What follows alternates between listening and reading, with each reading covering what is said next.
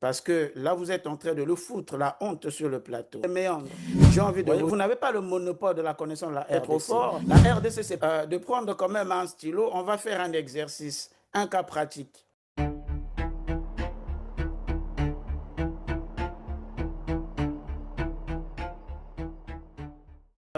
Sur la question de savoir si la décision de la Cinco peut faire bouger des lignes, à mon sens, vous savez que la Cinco, je l'ai dit, c'est une autorité morale. C'est une autorité morale. Or, en juriste que je suis, la morale n'est pas la règle de droit. Ce qui compte, c'est ce que dit la Constitution. Point barre. La Constitution dit qu'il faut consulter le peuple. Donc, c'est ce qui va se faire. Point. Là, on ne peut pas en discuter puisque nous sommes en démocratie et l'état de droit veut que l'on respecte les règles. Et l'une des règles, c'est de consulter le peuple.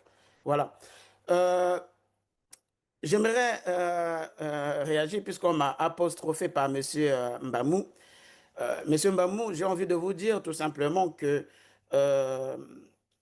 je regrette que vous soyez, vous représentez une figure assez emblématique de la politique congolaise comme M. Fayoulou, parce que là, vous êtes en train de le foutre, la honte sur le plateau. J'ai envie de vous dire, moi-même, je suis aussi du Congo-Brazzaville. Je suis du Congo-Brazzaville.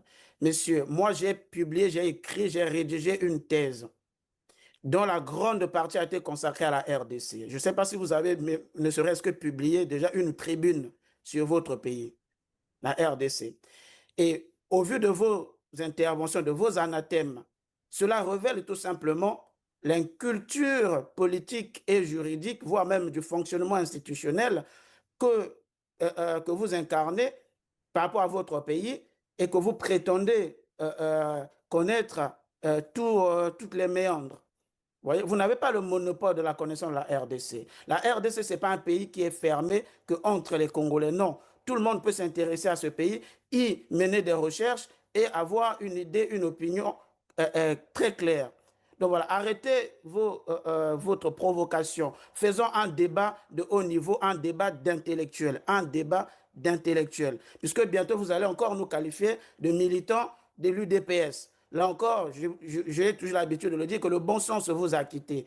Le bon sens vous a quitté parce que je ne peux pas être du Congo-Brazzaville et être militant de l'UDPS ou membre de l'UDPS. Donc, le bon sens vous a quitté. Arrêtez ces anathèmes, faisons un débat d'une haute facture.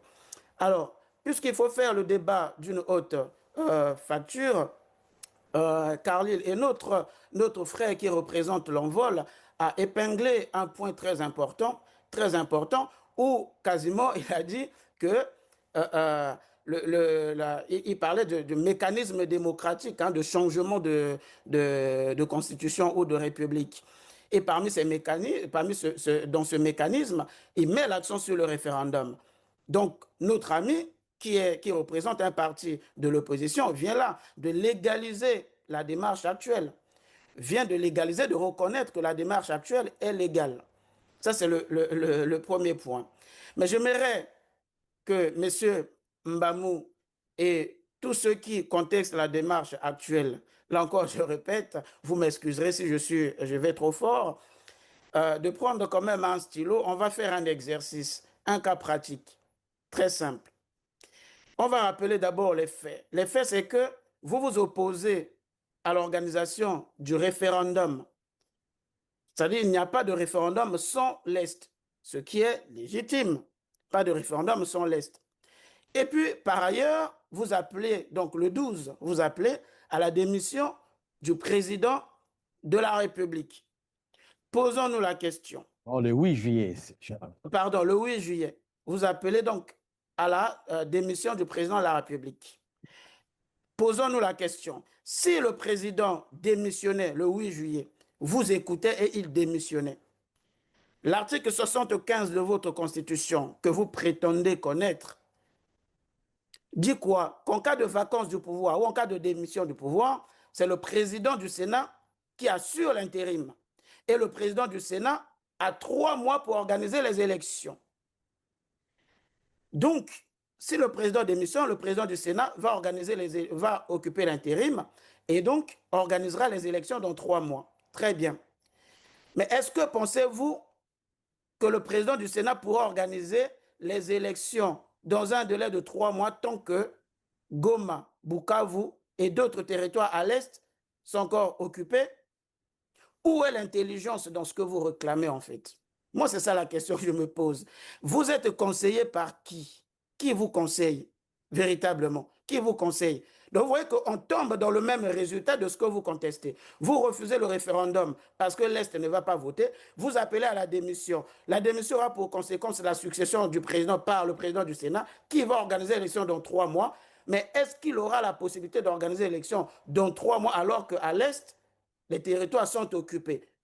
Donc, on ne peut pas vouloir une chose et son contraire. On tombe toujours sur le même résultat. Où est passée l'intelligence politique de l'opposition?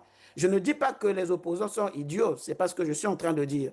Je dis qu'il leur manque actuellement le bon sens et l'intelligence politique. Et l'intelligence politique. Parce que quand vous faites ces choses-là, les mots ont un sens. Quand vous appelez à la démission, est-ce que vous avez pris le temps d'examiner votre constitution, de lire les conséquences qu'il y a derrière?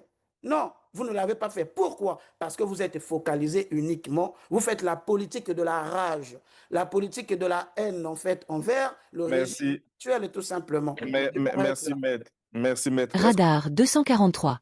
Informer, décrypter, défendre la nation.